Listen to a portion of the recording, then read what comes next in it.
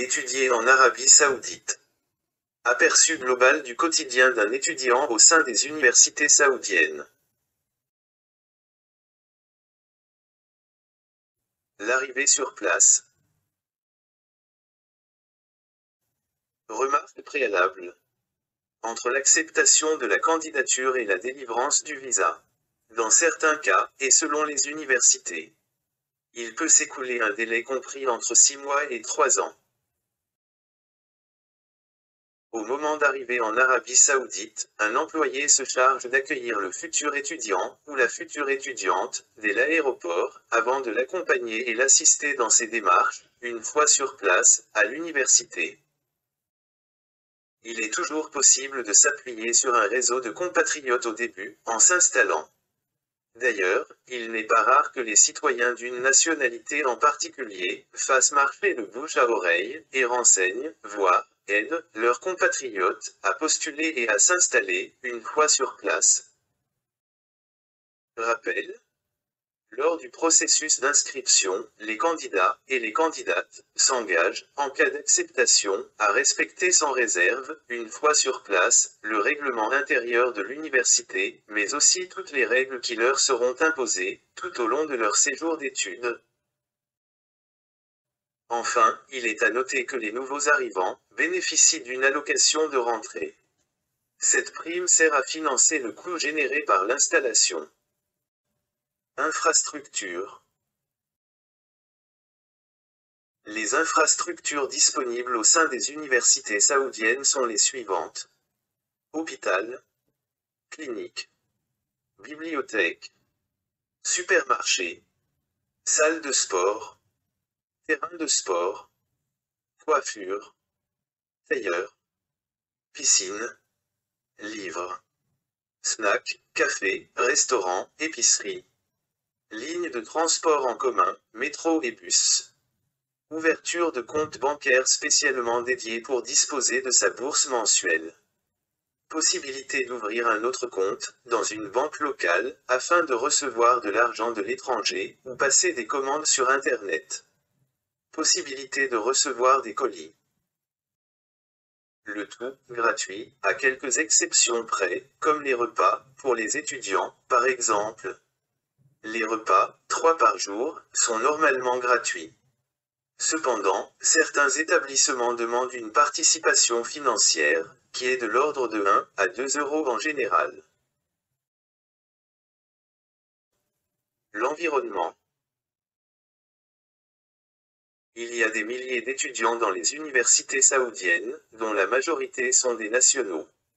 En effet, à la base, elles ont été créées pour les Saoudiens, mais, plus tard, elles se sont ouvertes, progressivement, aux non-saoudiens, au fil du temps, en s'appuyant sur le système des quotas. La langue arabe prédomine sur le campus, bien que les débutants utilisent aussi leur langue d'origine pour communiquer entre eux. Les élèves ne sont pas nécessairement regroupés par nationalité, mais, la plupart du temps, les expatriés, issus d'un même pays, ont tendance à se côtoyer le plus souvent possible, et former ainsi un réseau. Le logement universitaire. Les résidences étudiantes ne sont pas les mêmes, selon son statut marital. Marié, ou célibataire. À l'exception des étudiantes qui ne sont pas éligibles au regroupement familial, et n'ont pas le droit d'héberger leur famille. Il est possible de disposer d'une chambre seule, meublée, ou de la partager avec 1, 2, 3 étudiants, ou plus. Les chambres sont équipées principalement d'un lit, d'une armoire, d'un bureau, d'un frigidaire, et parfois, d'un coin cuisine. Selon les établissements, les sanitaires peuvent être individuels, ou en commun. L'accès au campus. Pas de restrictions ou de permissions spéciales de sortie pour les étudiants, qui sont libres de circuler, à la fois dans le campus et dans tout le royaume. L'étudiant circule, en permanence, dans le campus, muni de sa carte d'étudiant, et dans tout le royaume, avec son titre de séjour en sa possession, sur lequel, sa qualité d'étudiant est précisée. Il n'existe pas de restriction quant aux allées et venues au sein du campus. À condition toutefois de respecter les règles élémentaires de la vie en collectivité, comme ne pas faire de bruit au-delà d'une certaine heure, saluer ses camarades, ses professeurs, porter une tenue sobre et décente, être respectueux du personnel. Il en va de même pour les règles fixées spécifiquement par chaque établissement. Bien qu'il n'existe pas de restrictions particulières, certaines universités ont cependant mis en place des systèmes de contrôle. En effet, des agents de sécurité vérifient le trafic à l'entrée et à la sortie de l'établissement. On peut recevoir des hôtes, en journée, mais interdiction formelle de les héberger. La bienséance veut que l'on prévienne préalablement son administration de référence dès lors que l'on souhaite recevoir des invités dans son logement. Si l'on possède le permis de conduire, on peut acheter un véhicule. Dans le cas contraire, les taxis constituent l'autre option. Parfois, il est même nécessaire d'utiliser un véhicule pour se déplacer dans un même campus, tant il s'étale sur un très large périmètre, et s'apparente à une petite ville dans une grande ville. Les cours. Tous les cours sont donnés en langue arabe. Les professeurs sont formés à la pédagogie nécessaire, vis-à-vis des non-arabophones. Chaque cursus est enseigné dans un bâtiment dédié. Un bâtiment pour la langue arabe, un autre pour les différentes matières, et ainsi de suite. Les supports sont élaborés de sorte que les élèves deviennent totalement arabophones en 2 ans. Journée type et emploi du temps. Le calendrier universitaire est calqué sur le calendrier national. Week-end, jours fériés, vacances, mois sacré du Ramadan, fête nationale. L'année scolaire est découpée en trimestres ou en semestres. Les journées sont rythmées en fonction des offices. 2 cas de figure pour l'emploi du temps. Le premier. Les cours n'ont lieu que le matin, de 8h à 13h, pour les instituts d'apprentissage de la langue arabe.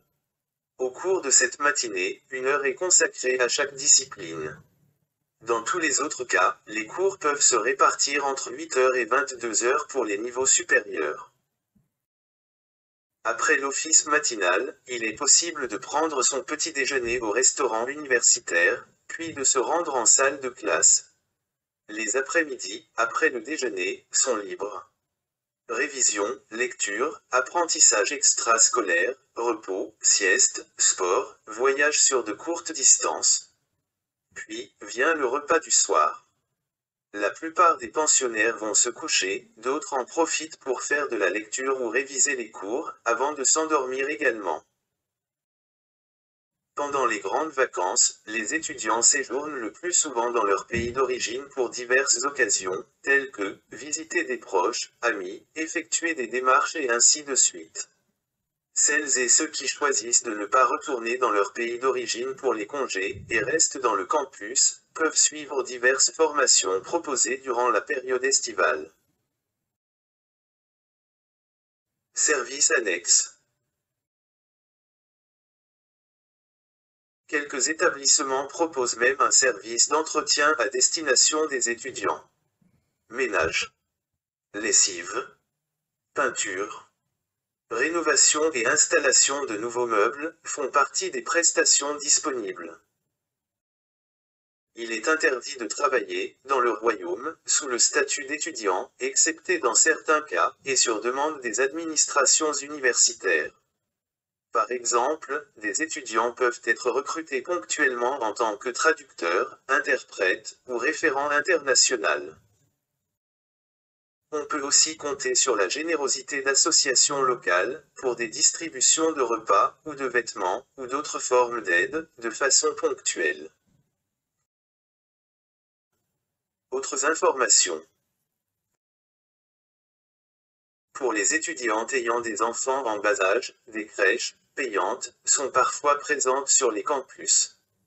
Pour les enfants plus âgés, étudiantes et étudiants ont la possibilité de les scolariser dans des écoles publiques ou privées. Parfois, la famille de l'étudiant, épouse et enfants, peuvent profiter des avantages de la bourse.